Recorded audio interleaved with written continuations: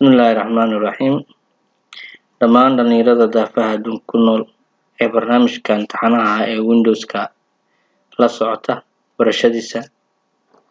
Waxaan qaadanaynaa casharkii 7. Waxaan ku soo sheegay inaan arki doono wax la yiraahdo WordPad, Painting iyo programka la yiraahdo Snapping.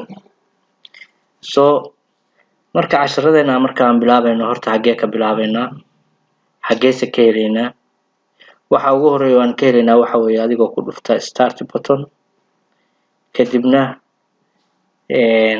halkan taga oo soo jiida hoos soo deg, hoos soo deg. Then ultimo waxaa imaanaysaa halkan. Waxaan ka sii dooran doonaa waxa la yiraahdo Windows Accessories. casharkii 7 ayaa waxaan ku soo bixiyay inaan ka qaadan doono programmo ku sii yar oo ku sii jira Windows-ka. Waxa ka mid ah marka aan sii furtid marka accessories waxaad ka helaysaa Internet Explorer, waxaad ka helaysaa Notepad, waxaad ka helaysaa Paint, waxaad ka helaysaa Paint 2D, waxaad ka helaysaa disk xataa remote connection-kii waa kana. Waxaa kaloo ka helaysaa wax la yiraahdo snapping toolski. waa sii soconaynaa, hoos ayaanu sii degaynaa. waxaad ka helaysaa Windows Focus and Scan, Media Player-ki, WordPad-ki. haddaba 3 waxyaalood baan ka soo qaadanay barashadiisa. cidii u baahan oo kale oo doonaysa in intaan wax laga baranay insha Allah comment-iga ku soo qori doonaan. waa ka qancinaynaa. WordPad-ka marka WordPad click C. waa maxay WordPad marka maanta? WordPad waa maxay WordPad? WordPad waxa weeye program u dhigma kana yar kana awood yar hordhacna u ah barnaamijyada Office-ka ah Word iyo WordPad. Word 2009, Word 2007, Word 2013, Word 16, 19 baa maqlaysaa. waxa kan casharada marka aad qaadanaysid midba mid buu hordhac u yahay. kan wuxuu ku sii furfurayaa si aad hadhow Word aad uga adkaato, ayuu wuxuu ku sii bandhigayaa casharo yar oo kooban si hadhow aad Word marka tagtidna aad u noqotid mid wax ka yaqaano programkan Word, sida wax loogu qorto, loogu save gareeyo, loogu edit gareeyo. adoo wax ka og ayaa waxaad tagi doontaa insha Allah haddii Ilaahay idmo Word. hadda Word 2019 ayaa noo programsan casharadiisa inaan bixino. Word-kana wuxuu Google Link u yahay Word 2019, wuxuuna ka mid yahay oo ku jira mid kasta Windows kasta oo aad aragtaan WordPad waa laga helayaa. sidaa la hadligeed WordPad waxaan ka qaadanaynaa casharka 1 oo ugu horeeya oo aan ka dhiganayno wax yar.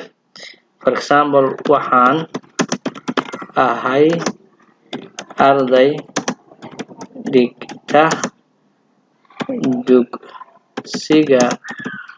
dugsiga dhexe ee Mogadishu.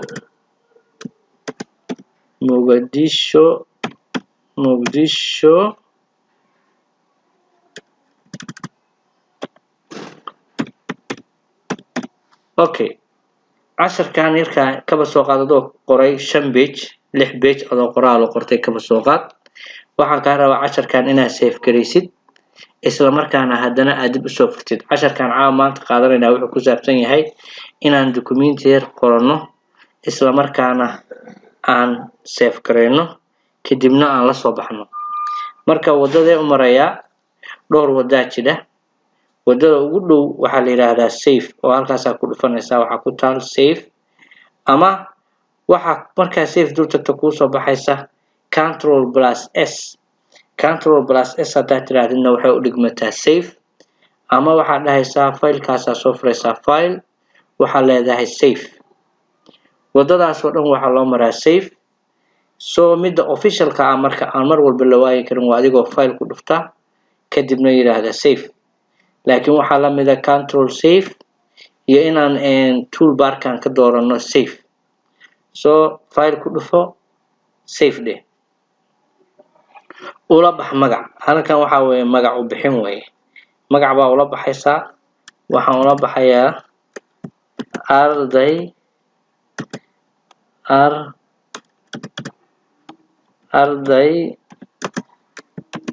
cusub 2021. kadibna waxaan leeyahay my document miyaan ku dhigaa buu ku leeyahay. ma desktopkan kuugu save gareeyaa. xagee wax kuugu save gareeyaa. halkan waa optionno badan baa kaaga bannaan. laakiin sida asalka ah waxaa dhab ah my document ii dhig. my documents iigu save garee. kadibna waxaan leeyahay save. maxaan marka ku xaqiiqsanayaa documentigaygan save inuu noqday.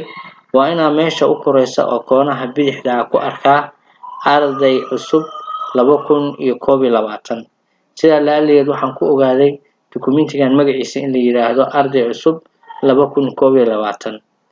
programkii haddaan marka ka baxno oo aan iska xirno file oo aan raahno for example exit. waxaan ka baxnay wordpad. haddaba dib baan ugu noqonaynaa. xagee ka doonanaynaa. wadadii aan soo marnaa go to back start ku dhufo. soo tag halkan imow. soo jiid accessories tag. waa ka windows accessories tag. hoos u bax.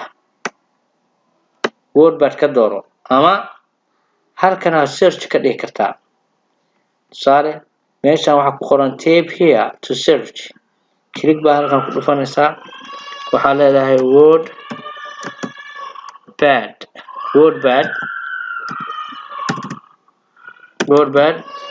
waa kana wordpad. saa horu kaaga soo baxay open baa leedahay.